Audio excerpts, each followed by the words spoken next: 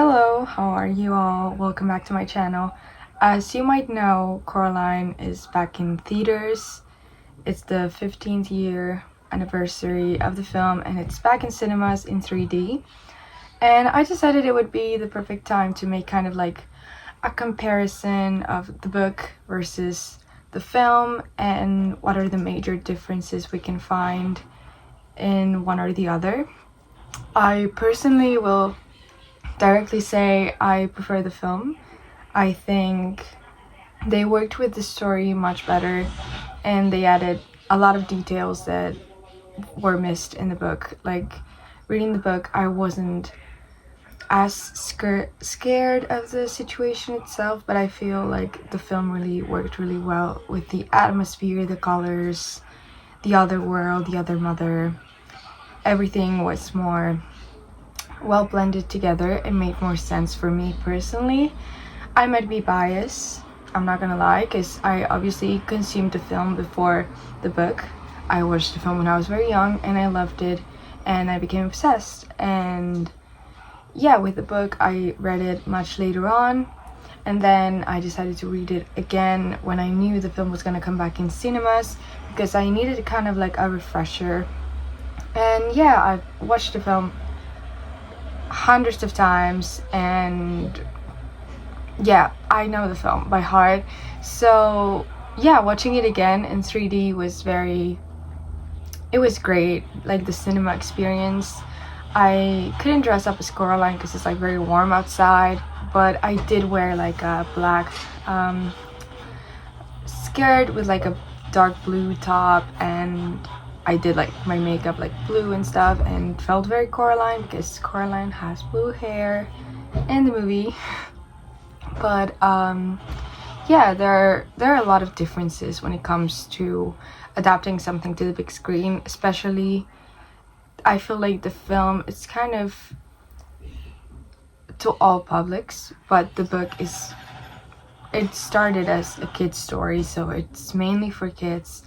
And yeah, I mean, if I remember correctly, it was Neil Gaiman telling the story to his little kid, and that's how it was born. So yeah, it's all born from like a child's story.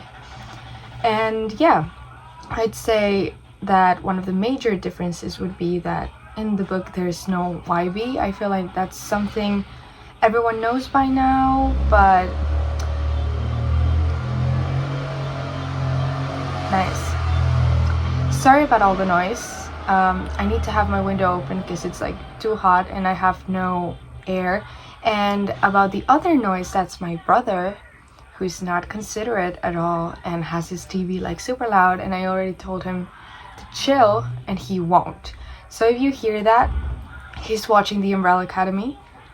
I told him to watch season 1 ages ago and now he has seen all of it and he's in the last season, and now I can't watch it because he's watching it. But okay, I heard it's trash anyways, so it's okay to wait. But yeah, sorry about all the noise. I hope you can hear me clearly.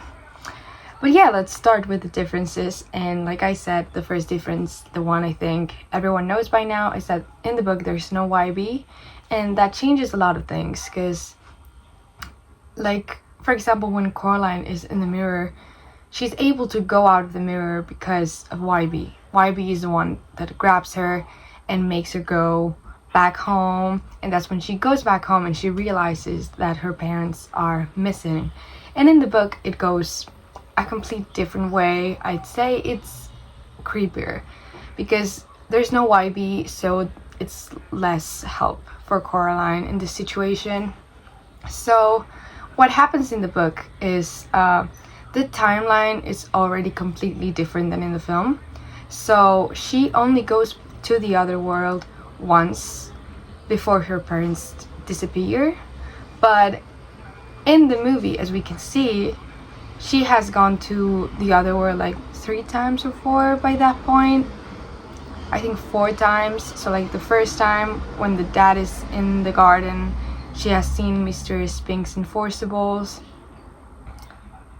and then it's Mr. Bobinski's circus, and that's when her parents tell her that she can stay there forever, and they have to sew buttons into her eyes, and she's like, okay, I'm gonna go to sleep and think about it. And she wakes up and she's still in the other world and she can't leave, and she talks to the beldam in a rude way, and the beldam is like, I'll put you in the mirror until you know how to talk to your mother. And she stays there, she sees the ghosts, and YB saves her. So what happens in the book, the timeline is already different than that. So like when she goes to the store, for example, to buy the school uniform, she hasn't gone to the other world yet. She still hasn't gone to the other world. She goes with her mother and she goes to the shop. She sees the gloves that she wants. The mom doesn't buy it for her. She makes no comment of the other mother because she doesn't know about the other mother yet. And she goes back to the house and they have no food. So the mom is like, I'm gonna go grocery shop. Do you want to come? And she's like, no. She stays, and that's when she goes to the other world for the first time. And the other world is not this like pleasant place that's shown to be in the film.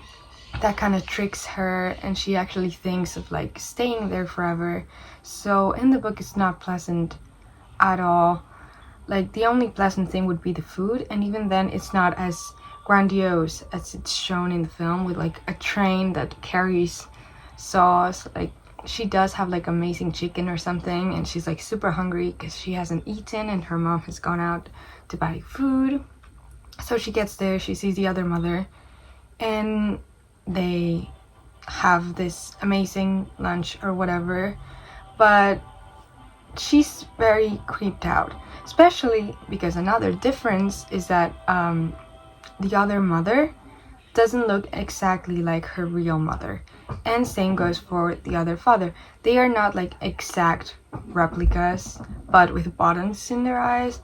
They are slightly different, and I'd say the other mother is more similar to like in the film when the beldam is actually like growing to this very thin, scary spider-like person.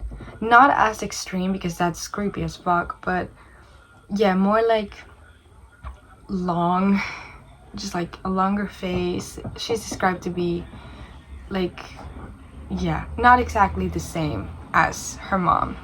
And Coraline is very creeped out by this, and then the other mom tells her that she can go see Mrs. Pink's and Mrs. Forcible's play, and she goes there. And another difference would be that the dogs talk. So when she gets there, the dog there asks for a password, and it's kind of like rude to her, and then takes her to her seat, and there's no YB, but there's a dog beside her that also talks. So they're all the dogs talk. In the film the dogs don't speak at all. And she's watching the play. She takes part in the play, but not in this like super fun way that they are carrying her and doing acrobatics and stuff, but they put her in, yeah, like in a target thing, and they are shooting things at her. And yeah, so it's like not the fun thing, it's scary. And she wins some sweets, I believe it was, and then she leaves because in this case in the book the play goes on forever. So the play just keeps going forever. She just leaves. She's not amused by it at all, not having fun. And yeah, the other parents are waiting for her at the entrance, and she's like scared. And yeah, they tell her like, your bed is ready, and she goes to sleep, and she leaves by the door. She never just goes to sleep and wakes up in her other world and is like, oh my god, is this a dream? That never happens. She just wakes up and is like, I'm gonna go back. And the other mother's like, okay. And when she goes back, her mom hasn't come back, and she thinks not much time has gone by, and she's only able to see how much time is going by because of her being hungry. So she cooks for herself and she spends a long period of time without her parents. And yeah, she doesn't think that they are actually gone, and she just stays alone and goes to talk to Mrs. Pink and Mrs. Forcible, but they have to leave. So that's when she's like, I can't be alone. I think it was the beldam, the other mother, who did this, and that's when she decides to go back. So it's right after the first time she goes to the other world that her parents are missing. Another notable difference that I noticed in the book while reading it, I feel like Coraline in the book is described to be much younger. So like watching the film, she's very articulate, she's very smart. I would think of her to be like 11, 12, maybe even 13 years old. But in the book, she's very childlike. She speaks much more like a child, and it's scared and confused, and I feel like she's supposed to be much younger. I would say like maybe 7, 8 years old. That's how I felt reading the book. So yeah, she's just portrayed to be younger. I feel maybe like in the film they decided to age her a bit, or like portray her as an older kid, because then that wouldn't be as creepy and more things would make sense. It would be less hard to watch maybe. But yeah, that was just my perception reading the book. I couldn't help but feel like that was just a helpless child that was confused and was just doing things in order for the sake of doing them, not because she wanted to survive. Like I feel like at first she really didn't know the stakes, while Coraline, just the second she sees the buttons, she's like freaked out. And yeah, another difference is actually I already talked about when she goes inside the mirror, but all that period of time, since there's no YB, it's different. So she goes in the mirror and she describes the space to be like claustrophobic, so very, very small. There's no place to lie down, they can only be standing up, and there are 3 kids there. And the kids have eyes. They haven't been sewn buttons into their eyes at all. They do have eyes. And what they tell her is that the beldam just sucked their souls and their lives, and she doesn't need to sew buttons into your eyes to do that. So that's scary, because it's easier for her to lose her life. Like the beldam doesn't need to do anything at all. So yeah, she talks to the ghost, and in the film they tell her, please look for our eyes and our souls will be freed. But in the film, since they do have eyes, they are directly asking her for their souls. So they are telling her like, please look for our souls, not our eyes. So that's another difference. And yeah, since there's no YB, she is able to get out of the mirror only when the beldam has actually thought it's enough time. So she spends like a long period of time in the mirror. I believe like almost to starvation. She's like so hungry. She has brought like a couple of apples from her home because she didn't know how long she would stay in the other world, and she's the only apple that she has left, and she's still hungry. And then when the beldam finally makes up her mind and grabs Coraline, she makes her breakfast, which is like her favorite omelet, which is like a cheese omelet. In the film that's also different, it has like mushrooms and stuff. And then in the book, if you see in the film, there's also like a hot chocolate. And in the book, she's like, I really want to take the hot chocolate, but I don't trust the other mother enough. And she only eats the omelet because she's very, very hungry, but she doesn't trust the hot chocolate. In the film, she pays no attention to the food whatsoever. She doesn't even eat one bite. And that's when she proposes to the other mothers to play a game. Because when she's on the way to the other world, the cat tell her to play a game, because she won't say no. She won't play fair, but she won't say no. And in the book, the first time she talks to the cat when she goes to the other world is when he mentions that the other mother likes playing games. So Coraline calling back to that is actually her being like smart and being like, oh, the cat told me this, so I will make this a game.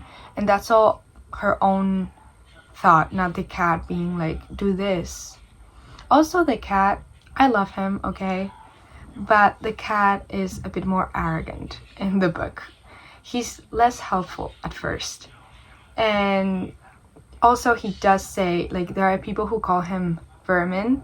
I love that name. I'm not gonna say no. Like, if I had a black cat with blue eyes, I will definitely call him Vermin. But the cat does say in the book that cats don't have names, that we make them have names because of our commodity, but they don't have names. And he always talks like cats are superior beings and stuff, which it's kind of true. It's kind of true.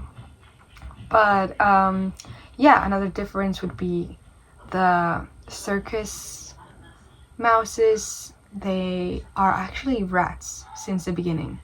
So yeah, not pleasant. And another reason why Coraline isn't really attracted to the other world at all. It's not described to be as pretty as it is when we see it in the film. So yeah, they are actually rats.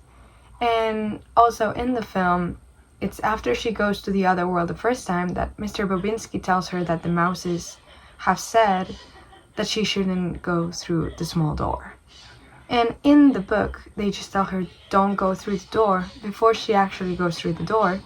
And also the door is not described to be small, so what I imagine reading the book is an actually like normal shaped door, which isn't a school. I might say it isn't a school. But yeah, that would be another difference. Yeah. The hallway is also described to be different. Like, it's not described to be glowy. Like, when you go through the door to the other world, it's not described to be glowy and blue and beautiful at all. It's just like dark until she goes to the other side. And also when she finds the marbles, that's the difference. When she finds the eyes, that would be the souls of the ghosts. In the film, they have like different shapes because she finds them in the different wonders that the other mother prepared for her. But in the book, that's not a clue. That the other mother doesn't give her any clues at all. And there are no wonders. That the only thing she has actually seen is the play of Mrs. Spinks and Mrs. Forcibles. So yeah, when she finds the things, they are actually marbles, not shaped as these other things. And also I feel like in the book she doesn't have that many interactions with the other father, like being sane. So like in the film he's like playing the piano and he's like making up a song about Coraline, above I'd say, and then you know the garden with Coraline's face and all that. But in the book the dad is gone. Like, I feel like he's just so fighting the other mother since the beginning that every time he just says little things that kind of incriminate the other mother. And yeah, there are less interactions with him being actually like, hey Coraline, I'm your other dad and I'm cool and I'm happy and I love you. So it's less like that. So when she sees the other father, and in the film the other father helps her have the marble, like he takes the thing out of the carriage thing and gives it to her, and he gets it because of him. But here she goes to like a basement thing, which is a scary scene. Like the other mother tells her, have you looked in the attic or in the basement or something like that, and she goes there and the other father is there, but he's like deformed. And he's telling her like, she's gonna hurt you, I don't want to hurt you, she wants me to hurt you. And he's fighting it very hard, but in the end he's not able to fight it anymore, and he does try to hurt Coraline, and Coraline escapes out of her own free will without his help, and she gets the marble thanks to him in the film. But in the book there is no marble there. She just locks him up there, I think, and she doesn't find anything there. And she does have one interaction with Mr. Bobinski in the book, which is the first time she goes to the other world, and she is about to go to sleep, and he's there, like the parents are, look, it's our crazy eccentric neighbor, he's here to see you. And Coraline is very creeped out, and she's like, actually, I'm gonna go to sleep, I'm fine. And she just goes to sleep. And in the film, we all know she goes with YB to the circus thing, and she's like super glad to see the mouses and Mr. Bobinski and everything. So yeah, and the next time she sees Mr. Bobinski, it's actually like the ending Mr. Bobinski where he's made up of rats. That's a pretty cool scene, I'd say. I really like that scene, yeah. Another difference would be that we see, like, when Coraline is in this new house, she talks about how she's from Michigan, and she has this picture of her friends, and when she's in the other world, the picture has her two friends with buttons in their eyes, and they're like, hey, we're here, Coraline. And she talks about how she wants them to come visit in the summer. But in the book, she doesn't seem to miss Michigan at all. There's no mention of friends, of Michigan, of wanting her friends to come there, of missing them at all. They are not shown at all in the other world or in the real world. So yeah, I feel like that's another difference worth noting, that I feel that's also one of the reasons why I thought she was younger, because maybe when you're younger you wouldn't realize all that and wouldn't be like, oh, I want my friends to come, I'm not gonna see them again because I'm somewhere else. I feel like as a child you don't really notice those things. So yeah, that was just another proof to me that she was younger in the book. And yeah, I feel like also the ending is quite different. So the scariest part for me in the film, I would say Coraline is not scary until the ending, when she's fighting the other mother and the house becomes like a spider web thing, and the other mother, that's this like robot like thing, is like going behind her and like trying to get her. That's the only scary part for me in Coraline, and even then I just think it's like super cool. My grandma used to watch it with me when I was a kid, and she was so scared of it, but I always thought it was really cool. But in the book, I would say it's just less extraordinary what happens. So she just goes talk to the other mother. Also in the film, the world is like decaying by that point. The only thing standing is the house, everything else has disappeared. In the book, nothing like that is happening. She just goes into the house with the cat, and yeah, she's like, I think my parents are behind that door, because she wants the other mother to open the door. She never swallows the key in the book, and there is no closet thing in front of the door. It's just locked with a key. So the other mother just opens the door, and you know, it's like, see, they are not there. And that's when Coraline throws the cat at her face, takes the thing with her parents, and she just takes the cat with her, goes through the door and tries to close it. And in that moment in the film, the hands of the ghosts go out and help her, because she's like, help me. But in the book, when she goes inside the hallway, everyone is waiting there. So her parents and the three ghosts are there, and they all help her close the door, and everything is dark. She doesn't notice the hand of the other mother being there. She just says that she feels something running, but she doesn't notice the hand of the other mother. She just closes the door, and as they're walking through the hallway to the real world, she's touching the walls and they are warm. They say they feel like a mouth, which I would say it's important. In the film, it's just like all like spider webs and just scary and decaying. But here she's like, this feels like it's something alive. It's warm. It's like a mouth. And as she's getting closer to the door, the ghost and her parents disappear, and when she gets to the other side, she's alone with the cat and she falls asleep. And both her parents wake her up like, Coraline, what are you doing sleeping here? And who was that cat? We had to open the door for him. And like in the film, they don't remember anything that happened. But she actually knew where they were, because in the film, she just notices it because she looks and she sees like her mother kind of, looking through the glass thing. But in the book, she knows they are there almost since the beginning, because the living room where the door to the other world is not meant to be used in the book. It's just like full of pretty expensive things, just kind of a decorative room, not meant to be used, and it has barely anything on top of the shelves. So in that shelf there's nothing there in her house. And when she goes to the other world, she sees that there's this one snowball thing, and she's like, oh, that's weird that that's there.